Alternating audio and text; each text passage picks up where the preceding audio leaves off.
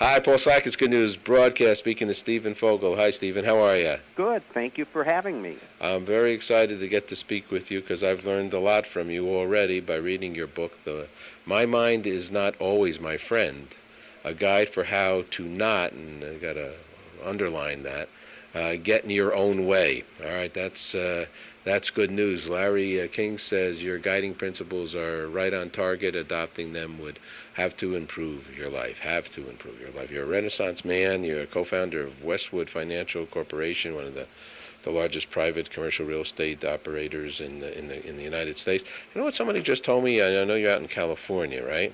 Mm-hmm. Someone told me just today could this be true that California's economy might rank up to 5 or 6 economies in the world, countries. Oh, yeah, well, I know for sure that maybe 4 or 5 years ago, California was 4 or 5 years ago the 7th largest economy in the world, so bigger than all but like 6 other countries. They said bigger than France is what they used that as an example. I said, what? Yeah, that statistic's been bandied about for years, so yes, it's correct, I assume. Okay, you sure that's not a show business kind of a Groucho Marx thing? You mean nobody wants to be, if we're so funny, no one wants to be here? No, everybody wants to be there. It's what a great community. So how'd you start this real estate career? Well, when I put myself through college. I went to USC, and most of my friends at that time, it was a very well-to-do school, had a family business to go into or went to law schools or medical schools. For me, blood was out of the possibility for me, and the only law school I got into was the lowest-ranking one, and at that time I had so much false pride, I couldn't see myself going to the lowest one because I thought I'd be laughed at. No family business, so the only thing that was left was something that was street smart. And real estate's one of the most street-smart businesses. All you need is a briefcase, a pen, and what people refer to as chutzpah. Okay. That means guts for those non-Yiddish speaking. And so you had that. How did you have that? Why did you have that? Well, I grew up helping my mom out. My dad passed away when I was a child.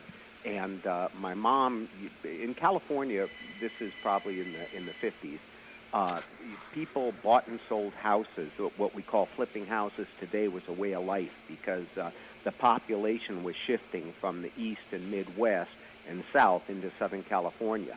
So they would just build these houses like they were grass growing. And she made a couple of bucks by keeping my brother and I in a house, and she'd sell it in a year or two and move to another one.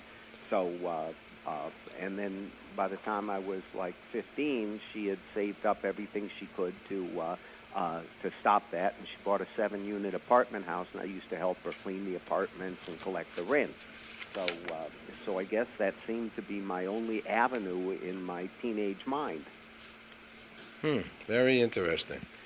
You know, with your book here, I'm going to fast forward to your book because most of us allow our old patterns to control our lives. But we don't have a clue that this is happening. The voice in our head constantly evaluates us and others in every circumstance we encounter and tells us what to do or not to do. But we don't realize that its judgments are based on our past and not always accurate. States here some documentation in front of me about your thinking in this regard. So what I'm saying, or what you're saying, why do you say it?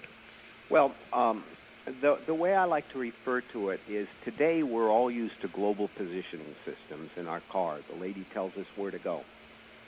When we're little kids, but just the smallest age, every experience starts to be recorded, and it's put into something similar but incredibly more sophisticated that's comparable, like a personal global positioning system.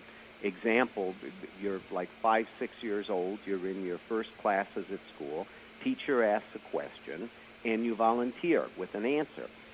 Generally, if all of your other classmates and your teacher gets wowed by how great your listening of them is to your question, then all of a sudden you volunteer the rest of your life with questions in school.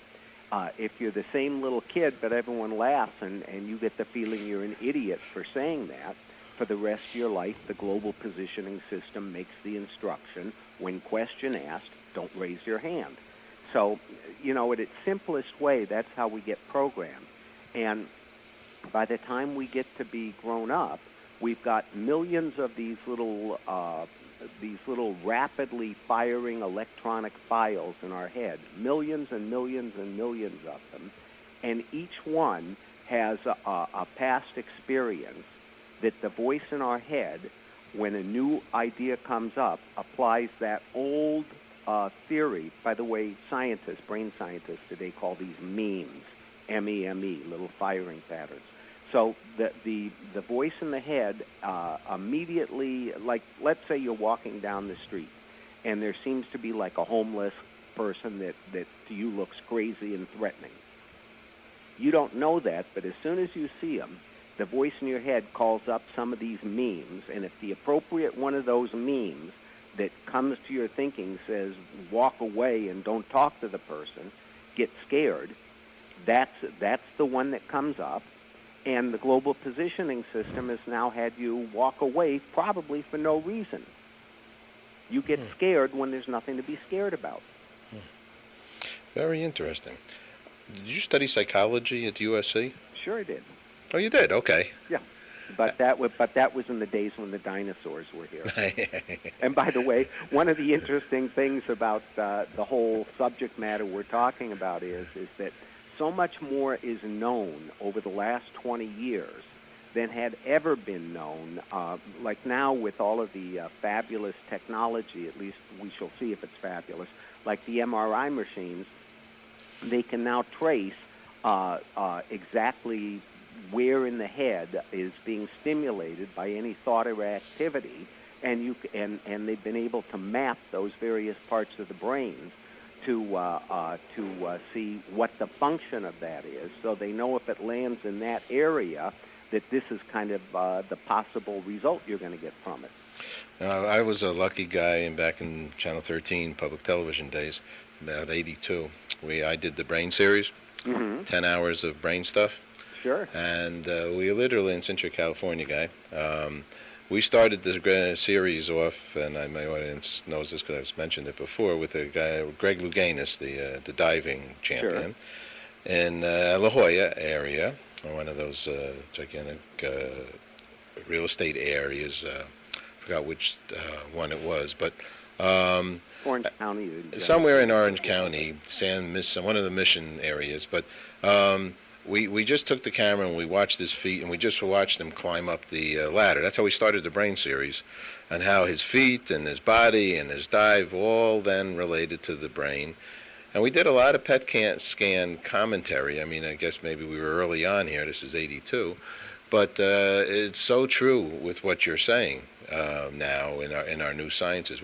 Isn't it beautiful that we've grown up with the discovery of the DNA? It's incredible, but one of the things I'm always amused by is if we were children in 1491, the Earth was flat. There was no doubt about it, and one of the things that the voice in our head. Now, by the way, let me just define my use of the term "the voice in our head." All of us have a voice that's talking to us all the time, and in general, if you ask most people, particularly young people, who that voice in your head is, or what the voice in the head is, most of us believe that the voice is me, I'm the voice, and that's just the essence of me. And really, that's not so. The voice in our head is kind of our control system, and the voice in our head has a specific purpose, and that purpose is to keep us safe. So, and that goes back hundreds of thousands of years, and the scientists refer to the reptilian part of the spinal column in the brain, where these fight or flight impulses have been stored for as long as man's been on the planet. And when we were hunters and gatherers back in what we think of as the caveman days. We lived in tribes, and you needed your tribe to survive because we were hunters and gatherers. So 30 people could go in 30 directions and find food, but if you were by yourself, you may take one direction and blank with food, not get it. Or same thing with let's say a woolly mammoth came and trampled your camp. With 30 people, you could fend it off. With one person, you get trampled to death. So the brain taught us all to stay in our pack, and if we were thrown out of our pack, it was a death sentence. So that machinery, the voice in our head, has these strategies that go back hundreds of thousands of years to do everything to stay in your pack. Like an example of those strategies is some of us are bullies. You're never going to throw a bully out of your pack. Some of us have people-pleaser tendencies. You're never going to throw Mr. Nice Guy who makes everyone laugh out of the pack.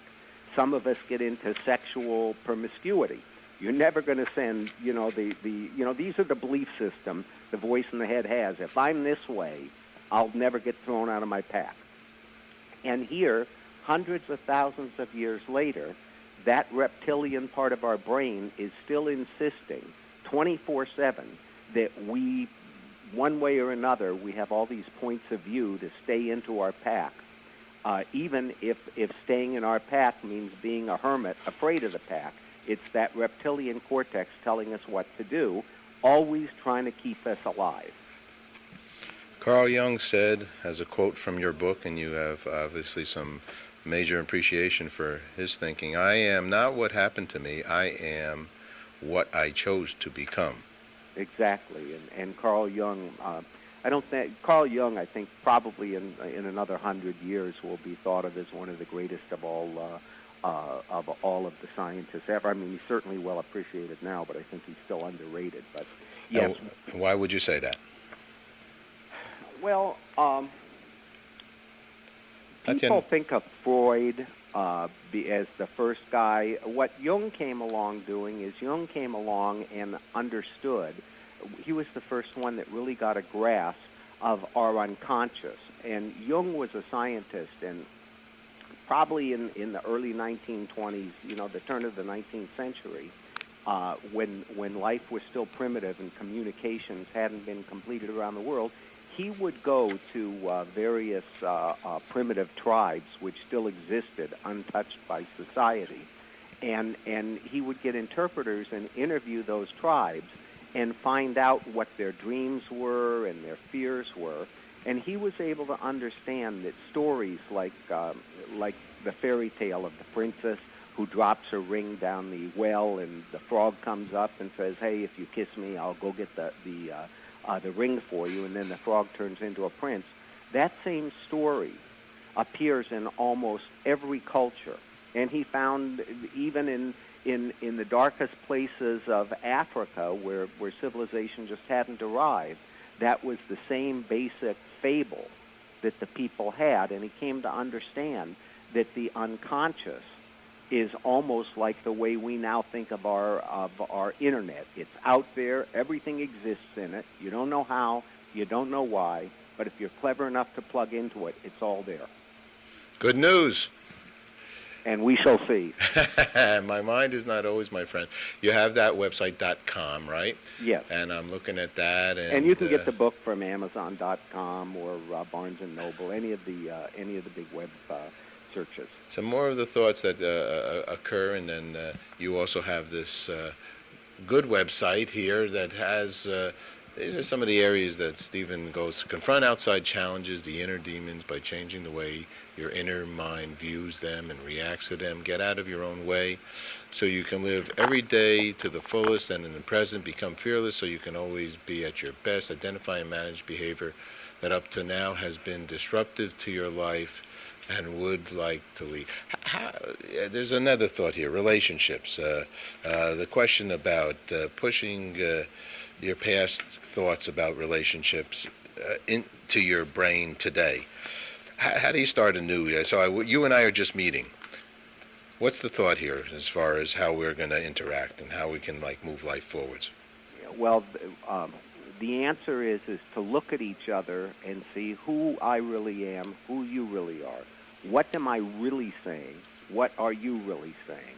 What feelings are coming? What feelings am I getting on my innermost antenna about you? What feelings are you getting about me?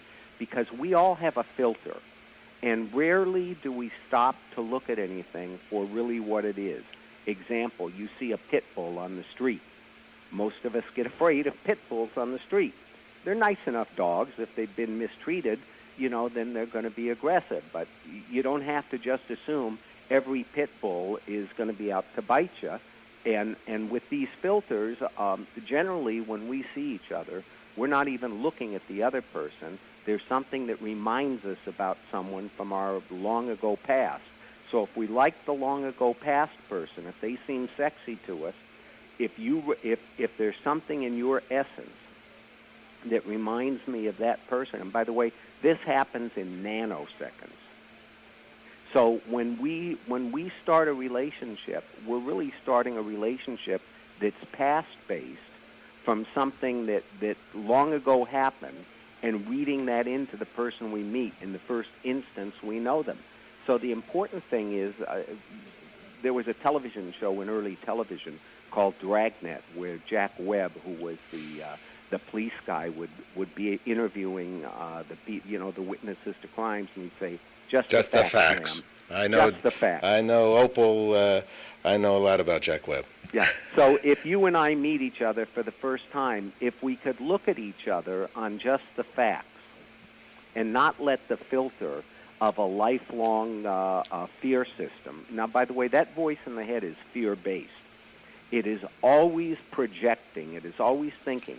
And the voice in your head is always thinking something from the past or always projecting something into the future. The voice in the head is never in the now. When we're in the now, we're in a blissful state where even if we like or don't like something, we just accept it as being perfect, just the way it's supposed to be.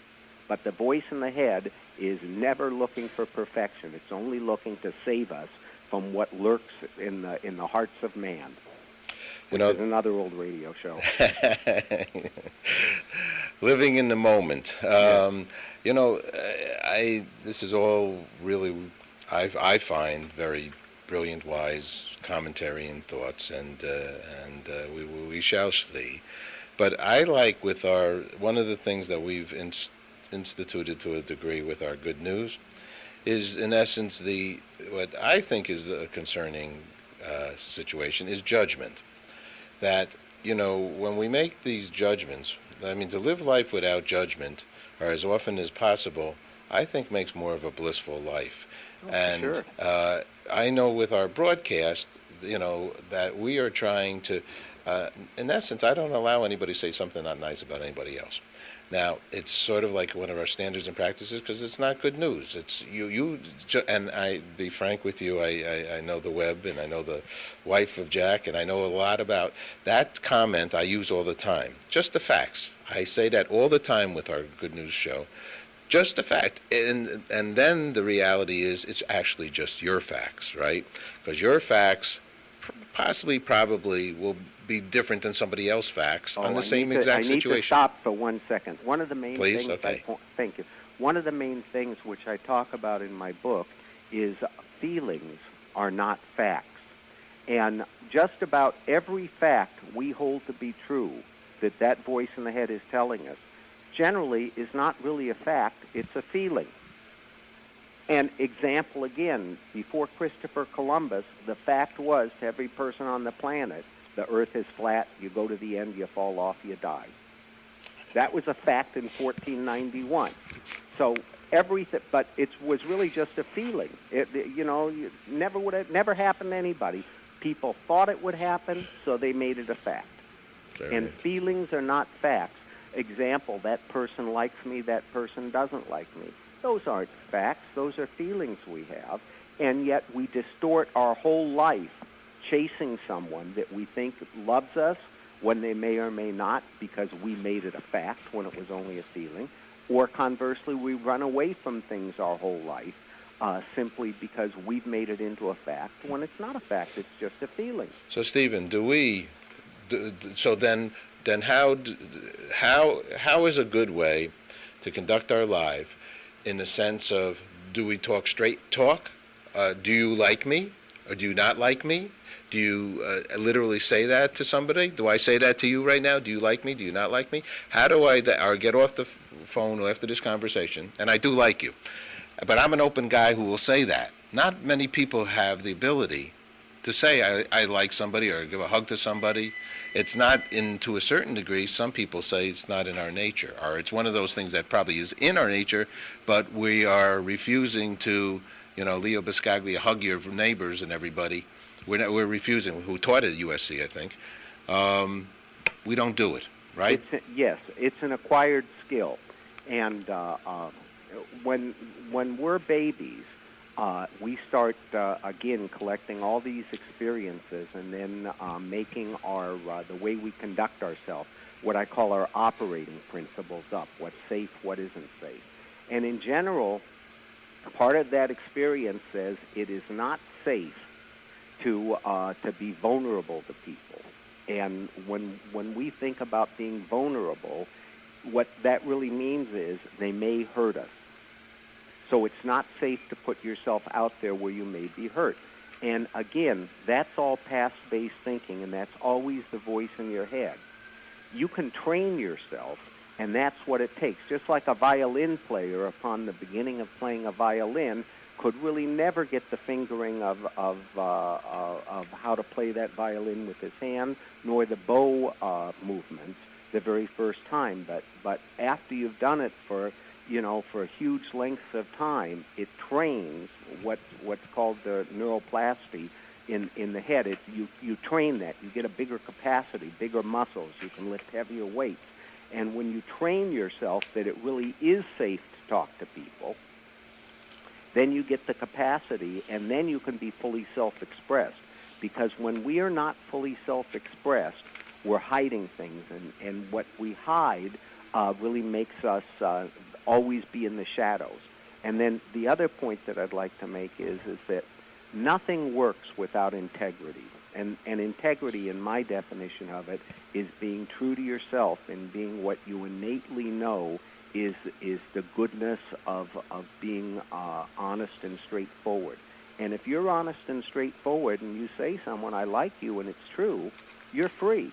If you don't have the ability to say that, you may never connect with that person. Stephen, I want to speak with you again. I knew I was going to enjoy the opportunity to speak with you, and I have. I'm going to ask you one last question, and I'm going to consider this our introductory commentary together, and I appreciate it very much. I really enjoy this conversation. What's good news for you?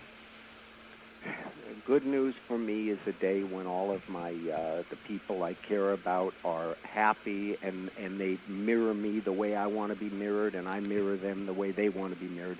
Meaning when I can feel just perfectly safe and comfortable with the people I love, and there's something about that relationship that just glows without me ever knowing it. That's as good as it gets. Okay, Stephen, congratulations on all your success. My mind is not always my friend.